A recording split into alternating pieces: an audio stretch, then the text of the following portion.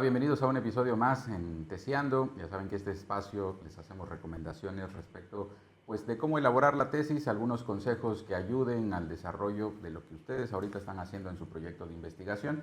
En este nuevo episodio, el capítulo de hoy, vamos a hablar sobre las cuestiones de normas APA, que creo que son visiones complicadas al momento de elaborarlo. Y para ello me permití traer pues, dos expertos que se encargan de hacer estas revisiones de sus proyectos. Y pues bueno, de algún modo ustedes cuando reciben alguna recomendación para modificaciones, ellos son los que están detrás de esta figura de revisión en las normas APA, que ya saben que es parte normativa de nuestra universidad para el momento en el que ustedes deban de emitir pues la tesis, ¿no? O el proyecto final. Cualquiera de las dos circunstancias están basadas en las normas APA. Dentro de esta figura me gustaría que se presenten. Por este lado tengo a la doctora Ania Almeida. Muchas gracias por estar con nosotros. Y de este lado, candidato doctor Eric Pech Lechuga. Y les agradezco infinitamente su participación en este episodio. Lo vamos a desarrollar, ya saben que nuestra forma de ir pues, desarrollando el tema de cualquiera que vayamos a proponer, también esperen los nuevos capítulos que vienen hacia adelante, pero la forma van a ser ir recomendando, ir haciendo preguntas de lo más que hemos notado en la tesis para que a ustedes les funcione en este desarrollo. Y bueno, déjenme entrar en materia sobre estas cuestiones de normas APA. Principalmente, pues bueno, una de las recomendaciones que buscamos, y para ello, pues por eso traigo a los dos expertos, es saber cuáles son los errores más frecuentes que podemos notar al momento de esa elaboración. Aquí me gustaría empezar con la doctora Ania. ¿Cuáles has notado? ¿Cuáles son las circunstancias que se van viendo en estas cuestiones de normas APA? Muy bien. Bueno, primero, muchas gracias por la invitación. Creo que es un espacio muy oportuno. Como dices, es un tema además muy sensible porque sabemos cuando estamos revisando los trabajos que es muy recurrente estos errores que cometen los estudiantes.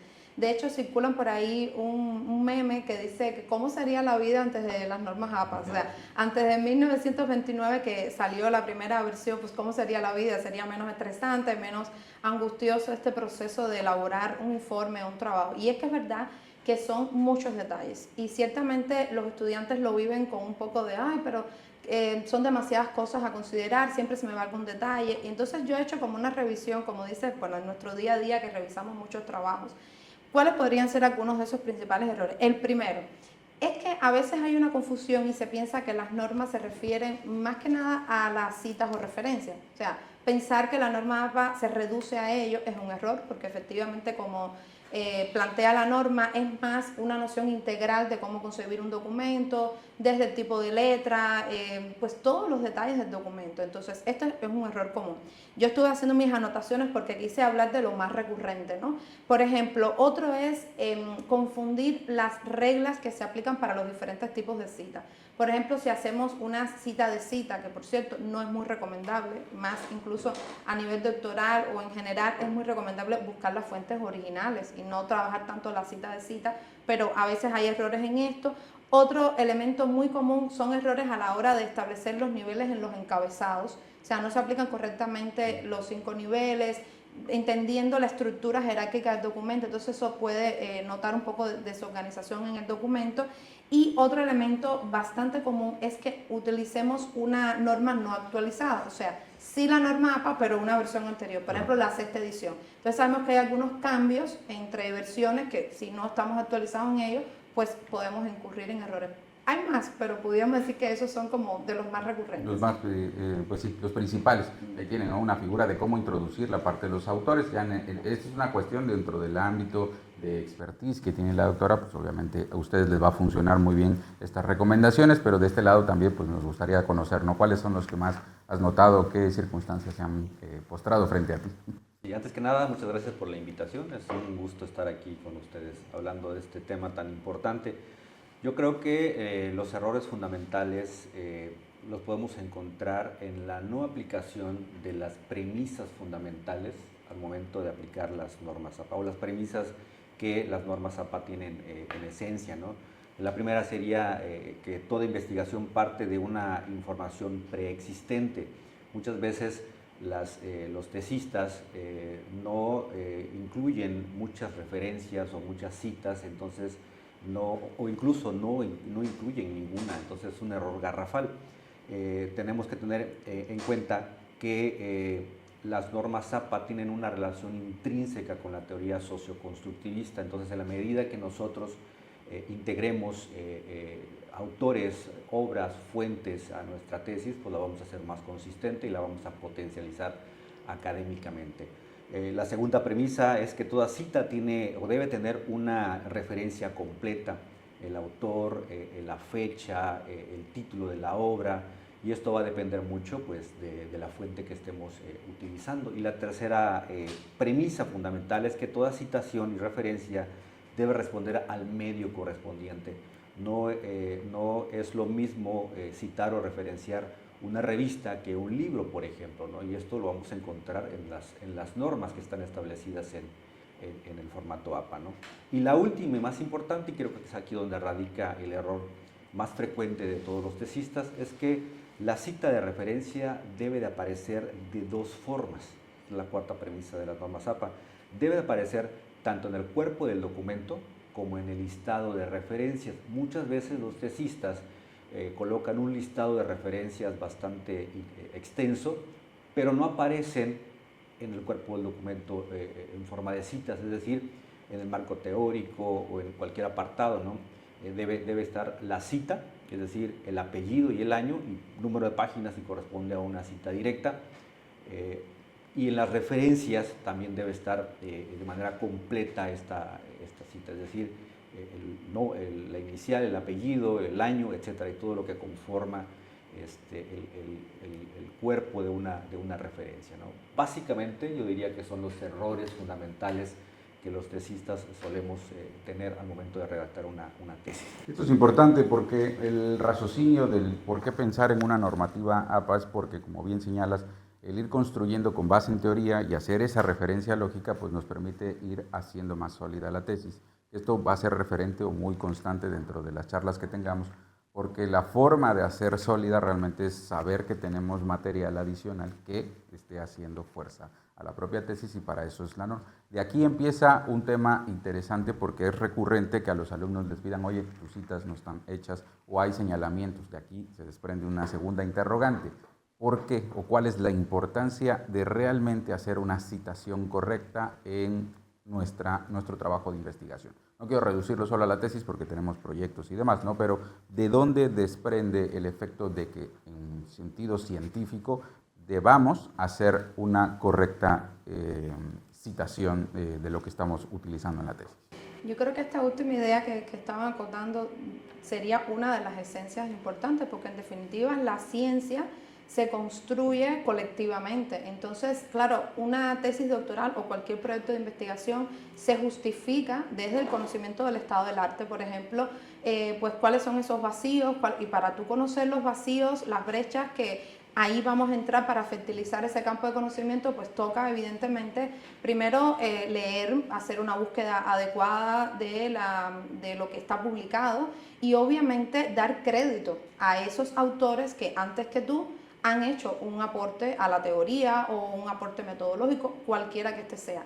Evidentemente, digamos que a veces, malentendido, pensamos que esto es un aspecto estético o de forma, pero claro, la forma y el contenido están muy relacionados, porque evidentemente en qué tú estás sustentando tu idea, o sea, en qué te basas para defender que, por ejemplo, esta propuesta de intervención, pues tiene altas probabilidades de ser efectiva, bueno, porque hay antecedentes que apuntan a determinadas, por lo menos indicios que puede resultar ese camino, porque hay otros investigadores que han transitado por ahí hablando de experiencias de intervención, pero en cualquier línea, en cualquier tipo de investigación, este es un elemento importante. Desde el punto de vista académico, digamos que tiene connotaciones relevantes hasta que pueda suspender o bueno, que no se ha aprobado un proyecto, cuando podemos cuestionar los fundamentos, como decía Eric, bueno, pues presentar un proyecto que no tenga ninguna referencia, pues ¿de dónde sacas eso? O sea, evidentemente tú no estás, como yo les digo a veces, descubriendo el agua tibia, o sea,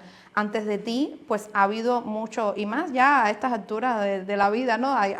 En todas las ciencias un recorrido muy grande. Ahora, desde el punto de vista ético, yo creo que aquí hay un elemento muy relevante, porque claro, ustedes, colegas que son abogados, pues saben más que yo que el desconocimiento de la ley no te exime, ¿no? Ay, es que yo no sé hacerlo. Bueno, no saber o no conocer la norma o no saber aplicarla no te exime de la responsabilidad de copiar la idea de otra persona porque estás cometiendo plagio. Sabemos que se utilizan mucho los software que detectan y eso nos ayuda muchísimo a nosotros como docentes porque, bueno, antes no estaban esas herramientas, pero hoy sí. Entonces fácilmente se puede detectar cuando tú estás escribiendo una idea que no es tuya y al no citar o referir, pues estás apropiándote de esa idea. Por tanto, éticamente estamos incurriendo en un grave error. Y el último, creo que es desde el punto de vista profesional. Ya decía Roberto que no se trata ni siquiera solo de las tesis.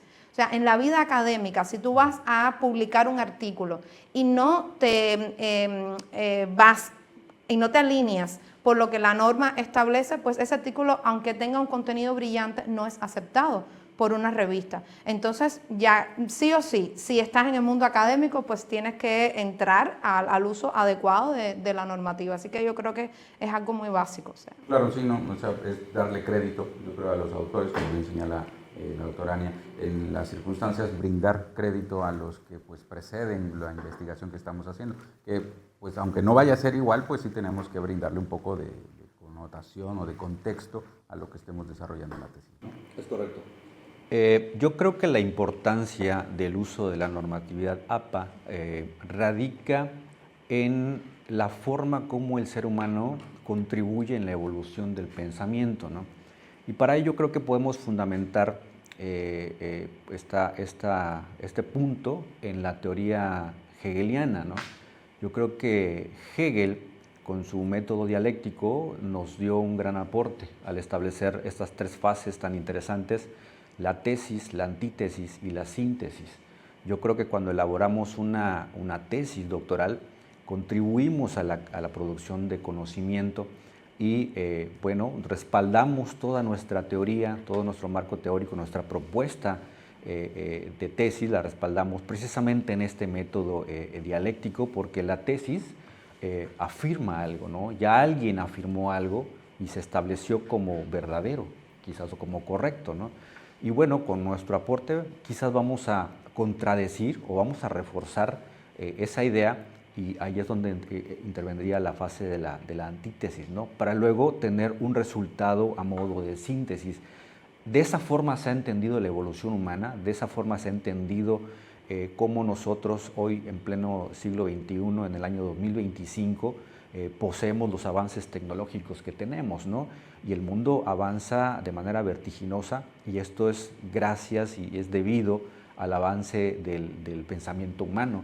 Y yo creo que la forma en la que redactamos, la forma en la que proponemos conocimiento, se basa básicamente en el método hegeliano, ¿no? Ahí considero yo que radica la importancia del uso de esta normativa APA.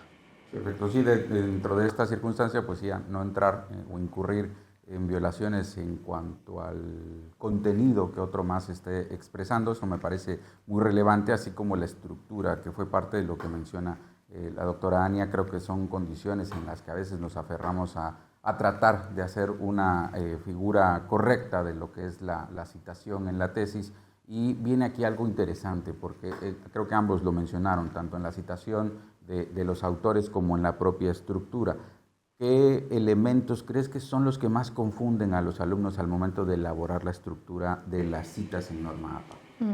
Bueno, yo aquí tomé mis noticas y yo tengo 5, yo creo que, bueno, muchos, porque claro, hay muchos detalles, pero el tema de los encabezados es bastante recurrente.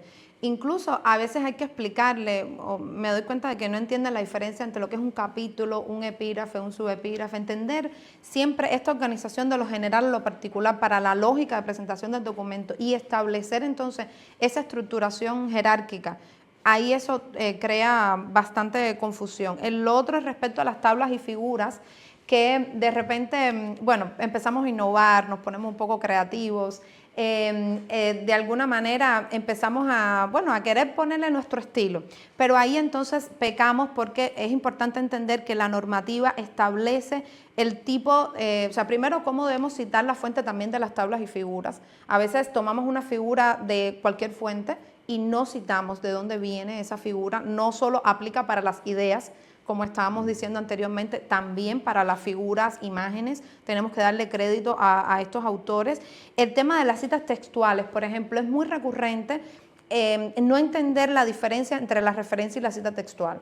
De repente hay una cita textual, no le ponen la página y no lo ponen adecuadamente, por ejemplo, incluso cuando son citas más largas o más de 40 palabras que tenemos que sacarla del margen, o incluso no que no sea tan larga, pero igualmente confunden y lo ponen como si fuera una referencia. Cuando es una cita textual, ay, pero es que ahora no me acuerdo la página de donde yo extraje. Entonces hay que ir atrás porque es un proceso complejo que desde el inicio tenemos que ir pues tomando notas. Este tema de las fichas bibliográficas, que en la medida en que vamos consultando las fuentes y vamos rescatando ideas relevantes, definiciones de conceptos, pues tenemos que ir tomando nota, porque es verdad que después, bueno, ¿y de qué página del libro fue que yo extraje ese concepto o esa definición de una variable? Bueno, pues te toca ir a la fuente para buscarlo, porque claramente es una cita textual, le falta la página, tienes que ponerla.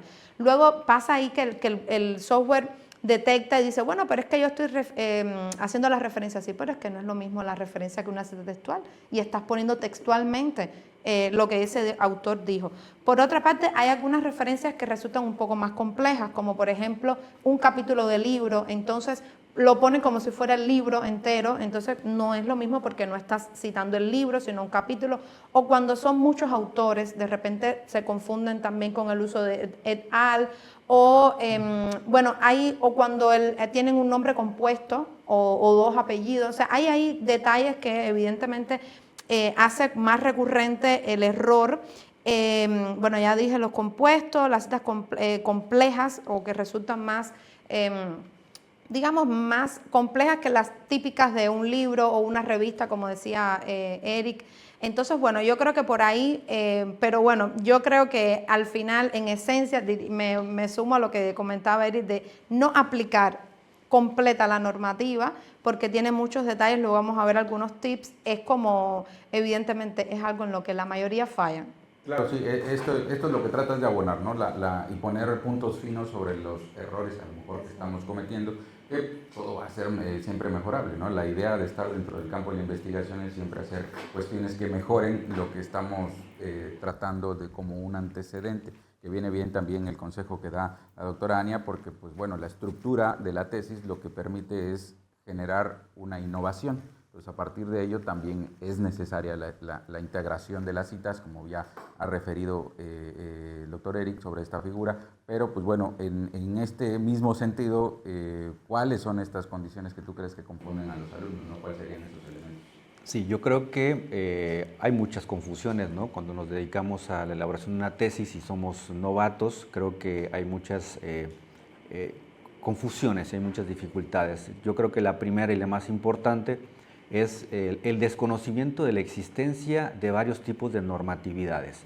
Por ejemplo, existe la normatividad Vancouver, la normatividad Chicago, la normatividad APA, ¿no? Entre otras, y a veces la forma en la que presentan una cita o presentan una referencia no corresponde con la normatividad APA, ¿no? Entonces yo creo que por allá hay de repente tesistas que cometen ese error grave, ¿no? Por ejemplo, se cita o se pone una referencia en la nota al pie, cuando en la normativa APA esto no es correcto, no corresponde, porque la referencia debe ir al final de la tesis, en el apartado de referencias o listado de referencias, ¿no? O bibliografía, ¿no?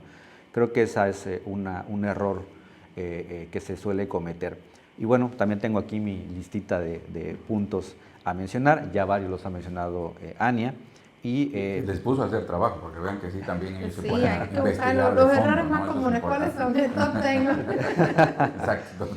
Sí, y quiero hacer puntual lo que ya ha mencionado la doctora Ania, ¿no? El uso de et al, que si bien es cierto procede del latín, que significa y otros, ¿no?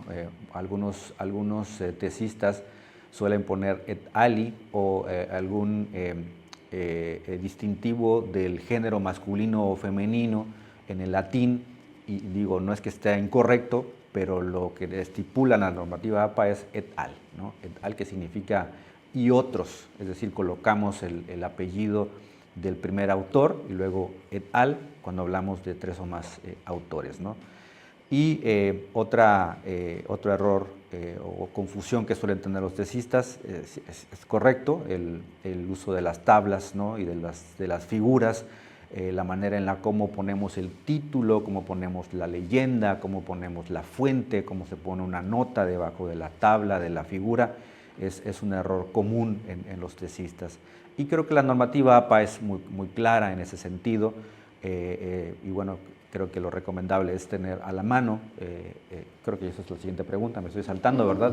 Pero es importante tener a la mano la normativa para saber qué es lo que nos está pidiendo. Leer es lo fundamental para aplicar correctamente la normativa.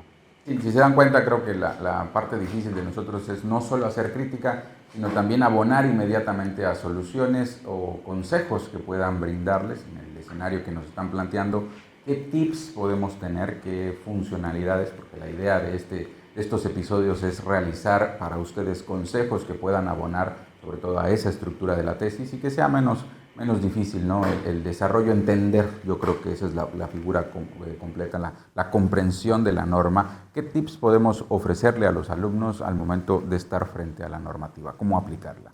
Sí, yo creo que esta es una pregunta base, pero como dices, no se trata solo de decir los errores que más cometen, porque claramente, y lo estamos dando por sentado, todos cometemos algún error porque son muchos detalles, pero para justamente evitar la probabilidad del error, que es muy importante, número uno, ya Eri lo decía, yo creo que esto es un libro, bueno, un manual de cabecera. O sea, claramente lo tenemos que tener y está público, descargable, podemos entrar a la página oficial de APA y descargarlo. Tenemos que saber cuál es ese documento oficial, porque hay muchas versiones y versiones. Bueno, vamos a buscar la fuente oficial. Ahora, es verdad que son demasiados detalles. Entonces, yo a mis estudiantes, por salud mental, bueno, yo como psicóloga digo, para no te estreses demasiado con esto, vamos a automatizar ese proceso, porque yo creo que la tecnología ha venido para humanizar los procesos, ¿no? Eso es otro tema, hay otras consecuencias y tal, pero yo creo que en este caso y en general en la investigación, utilizar las herramientas que existen a nuestra mano para hacer un poquito más viable el proceso. Estoy hablando del uso de gestores bibliográficos que pueden ayudarte a trabajar con todas las fuentes que quieres citar, referir, construir esta lista de referencia, ya sea el EndNote, el Zotero, el Mendeley, cualquiera. E incluso a mis estudiantes, incluso hasta más fácil, bueno, más a la mano porque trabajamos mucho con Word. La herramienta que el propio Word tiene para hacer las referencias es muy útil. Ya si quieres trabajar un poco más digamos, con un gestor y ya tener, bueno, pues perfecto. Pero lo que yo sí creo que ese sería, la primera es tener ese documento como cabecera. La segunda, muy recomendable. Yo casi que a mis alumnos, vaya, no voy a decir la palabra que los obligo, pero los induzco mucho, sí, porque yo creo que te limpia a ti de la responsabilidad del error, porque y te ahorra mucho tiempo también. Claro. Y la otra es la estrategia de revisión cruzada. Lo que decía Eric es muy frecuente, o sea, tienen una lista de 200 referencias atrás y luego, ¿cuánto de eso está citado o referido en el texto? Entonces, esa revisión cruzada de ir incluso con la opción de buscar en el documento, tal autor, aparece citado o referido y lo tengo en la lista, bien, y al revés. O sea, está aquí y lo tengo citado o referido. Una revisión cruzada siempre, antes de entregar el documento, es otra práctica recomendable. Ahí serían 3 claves importantes. Perfecto. ¿Cuáles tendrías tú como propuestas? Bien, yo creo que primero sería revisar la 7ª edición. Ya lo ha mencionado Ania, pero sí es importante tener muy presente que existen pues, ediciones anteriores y tener en cuenta que la 7ª es la que está ahorita en vigor y es la que debemos de aplicar. Segundo, verificar citas y referencias. Ese sería un consejo importante, ¿no? Ya cuando estamos avanzados en la tesis o cuando ya la hemos finalizado o estamos por entregarla, verificar muy bien que lo que estoy colocando en el apartado de referencias esté citado en el cuerpo de la tesis, ¿no? Es decir, cumplir con esa 4ª premisa que ya he mencionado, que debe existir, la referencia debe estar en 2 partes, ¿no? En el cuerpo y en el listado de referencias. Y que si bien es cierto que podemos respaldarnos en gestores, como ya lo ha mencionado Ania, también creo que es importante respaldarnos en el apoyo del director de la tesis, ¿no? Todo tesista tiene por naturaleza la asignación de un director de tesis, y quién mejor que pues esta persona que es un experto y puede orientarnos, ¿no?, y aconsejarnos de cómo usar pues las citas directas, las citas indirectas, cuando debe ser parentética, cuando debe ser narrativa, que es un error que solemos cometer muchas veces, ¿no? Entonces ese sería un consejo también a seguir. Y el siguiente y el último que mencionaré, pues es verificar siempre cómo vamos avanzando, es decir, tener siempre una revisión de lo que vamos redactando, y conforme vayamos encontrando obras, fuentes, irlas anotando, irlas citando, no dejar al último las citaciones, porque luego se nos olvida dónde consultamos esa información y podemos llegar a cometer plagio, no de manera consciente, sino de manera inconsciente, y al momento de ingresar quizás una tesis en un sistema o en un software antiplagio, pues va a aparecer allá como que estamos plagiando una idea o un párrafo o quizás varias páginas de nuestra tesis. Esto es importante, ya los dos mezclaron cuestiones de inteligencia artificial, estamos metiéndonos en tecnología y demás, que son elementos, pues sí, que podemos utilizar. Yo creo que puedo abonar ahí recomendaciones de fijarse. En el momento en el que ustedes estén consultando una página, por ejemplo, Google Académico, les brindan las famosas 2 comillas, que ahí les van a dar el tipo de citación que ustedes están buscando, APA, la ISO, ¿no?, a lo mejor, o Chicago, dependerá cuáles estén usando. Ahí pueden copiar directamente la cita y también les puede beneficiar eso. E incluso en los buscadores jurídicos hoy en día ya la forma, que esto no está en norma APA y es importante para los que son del ámbito de derecho, cuando queremos citar una jurisprudencia, norma APA no trae una cuestión específica de cómo usarla, pero los buscadores de Poder Judicial ya tienen el mismo comillado de poder copiar ahora la cita de esa jurisprudencia, que abonará pues obviamente al tema que estén ustedes. Pero eso solo para el ámbito de jurisprudencia, que tampoco está limitado al ámbito jurídico, ¿no? Habrá alguien que quiera ver, ¿no?, de qué manera el Estado está buscando algo, como la norma sobre estrés en México, como la está incluyendo el país. Bueno, podrán usarlo y ahí ya se puede citar. Al no tener una referencia específica a la norma APA, pues realmente podemos aplicarla con base en lo que está arrojándonos esa página, ¿no? Pero será cuestión de lo que ustedes estén haciendo en su trabajo de investigación. Pero los dos me han dado un foco importante sobre las cuestiones entonces a las que vamos a entrar, porque si estamos recurriendo mucho a inteligencia artificial, ¿es posible citar contenido digital ahora con norma APA?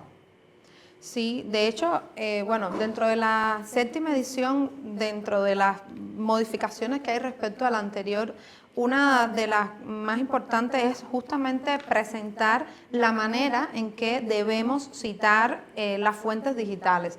Sabemos que hoy por hoy hay mucho contenido que está digital, o sea, y de hecho no solo escrito, en versión escrita, hay mucho contenido en YouTube, en redes sociales, bueno, hay mucho contenido que nosotros tenemos acceso a él, pero siempre, ojo, yo digo, obviamente está y está normado cómo se hace. Claramente hay que trabajar siempre con fuentes primarias, preferiblemente para sustentar nuestras ideas, buscar fuentes que sean especializadas, vamos a decir, fuentes primarias, revistas científicas, indexadas, periódicas, libros, etcétera. Esto no quiere decir que no podamos acceder y citar y referir contenido digital. De hecho, muchas veces o en algunas investigaciones podemos tener como objeto de análisis productos comunicativos o estudiar determinados productos que son resultado de una praxis humana y que de ahí podemos hacer interpretaciones en psicología o en comunicación, más todavía, en derecho, en cualquier disciplina. Entonces ahí en la norma van a encontrar, si es una página web, bastante común el error que entienden que poniendo la URL de la página web, pues ya yo estoy citando esa página. Eso es súper común. Ponen toda la bibliografía y después te ponen todo un listado de URLs, pero no más nada. O sea, bueno, pero ¿cuál es el nombre? O sea, ¿cómo se llama ese sitio? ¿Es una página? O sea, si es una página corporativa, ¿es un autor corporativo o es una persona? O sea, hay un conjunto de datos que la norma 7ª edición establece como datos que tienes que referir, que no solo la URL, o un canal de YouTube. O sea, sí, existe y es importante que lo revisemos, porque como mismo no está permitido, pues, tomar la idea de otro autor, ya sea que aparezca en un libro o una revista, pues tampoco un contenido que está en un canal de YouTube o en una página web. Así que aplica sí, y en la norma búsquenlo, porque ahí está cómo tienen que poner. Sí. ¿Qué recomendación harías sobre este contenido digital? Bien, yo creo que la Asociación Americana de Psicología ha sido muy puntual en las ediciones que a lo largo pues de su existencia, ¿no? de la normativa ha emitido. Y creo precisamente estas actualizaciones son debido a la evolución del pensamiento, al surgir de nuevas fuentes y nuevas obras, ¿no? Podemos recordar cuando empezaron a surgir las revistas, antes se citaban libros nada más, ¿no? Empezaron a surgir revistas en físico y bueno, la Asociación Americana de Psicología tuvo que actualizar la normativa para que se pudieran citar revistas. Luego surgen las revistas digitales, ¿no? Entonces es pertinente lo que está haciendo la asociación, ¿no? Y hoy en día, en pleno siglo XXI, en el año 2025, pues ya existe la inteligencia artificial, ¿no? Y no podemos estar cerrados a incluir una referencia, una cita de este medio tecnológico. Entonces, yo creo que vamos a ver próximamente una actualización de la normativa APA, que bien lo ha dicho Ania, ¿no? Ya podemos citar pues videos de YouTube, se pueden citar podcasts, se pueden citar blogs, redes sociales, páginas web. Todo está ya estipulado, está escrito, está plasmado en la normativa APA, pero estoy seguro que próximamente vamos a ver una nueva actualización. De hecho, ya se puede citar ChatGPT, ¿sí? Es importante revisar la normativa, revisar las actualizaciones y bueno, tratar de que nuestra tesis pues tenga este perfil académico de rigor para que tenga esa potencialización académica. Perfecto. Pues bueno, yéndonos al final, me gustaría que den consejos finales, recomendaciones finales. Bueno, pues yo creo que lo primero es buscar. Si no la tienes ahí como a la mano, pues, definitivamente hay que tenerla, imprimirla. Es un manual de cabecera. Yo insisto en la automatización porque la tecnología tiene que facilitar nuestra vida y disminuir nuestra carga. Digamos, todo el estrés que implica el proceso de hacer un doctorado, pues vamos a limpiar un poquitico ello. Y lo otro también es la conciencia ética del proceso, o sea, a todos los niveles, pero ya a un nivel doctoral donde se pide mucho tu aporte, donde siempre estamos pidiendo, bueno, ¿cuál es la novedad de tu propuesta? ¿En qué la sustentas? ¿Qué vas a aportar? Bueno, no hay manera de justificar un aporte, una novedad. Algo que tú estás contribuyendo sin hacer un reconocimiento claro, ético de lo que otros han hecho. Esa deslindar hasta dónde empieza mi propuesta, mi aporte y cómo reconozco lo que los otros. Entonces tenemos que ser conscientes de esta responsabilidad que tenemos en el proceso de construcción del conocimiento, que es un proceso colectivo, y este tema que ya para poner un temita ahí sobre la mesa de la inteligencia artificial es clave hoy porque sabemos que se está utilizando cada vez más, pero ¿cuál es el uso ético que damos a esto?